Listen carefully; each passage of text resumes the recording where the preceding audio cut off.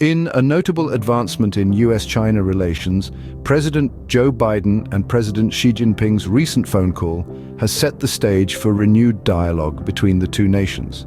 This past week, US military officials and their Chinese counterparts convened in Hawaii under the Military Maritime Consultative Agreement Working Group, marking the first meeting of its kind since 2021. These talks, resumed after a suspension following Nancy Pelosi's 2022 visit to Taiwan, focused on maintaining maritime and aviation operational safety, a critical issue given recent tensions over the East and South China Seas.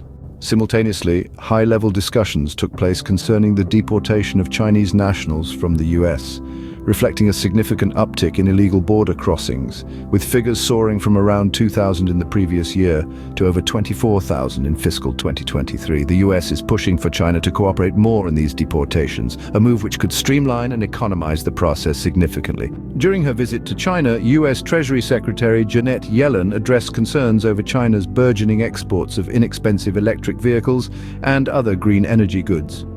Yellen's discussions with Vice Premier Liu He in Guangzhou aim to curb what the US perceives as aggressive industrial strategies that threaten American jobs. Despite these concerns, Chinese officials continue to defend their economic policies, emphasizing the global need for high-quality industrial capacity. Moreover, the specter of Chinese support for Russia amid its conflict with Ukraine looms large, with the US warning of significant consequences should Chinese firms contribute to Russian military endeavors.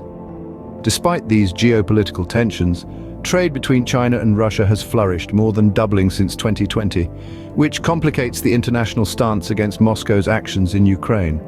Back on the domestic front, China faces a severe fiscal challenge at the local government level. A surge in debt, coupled with declining revenues from land sales, paints a grim financial picture.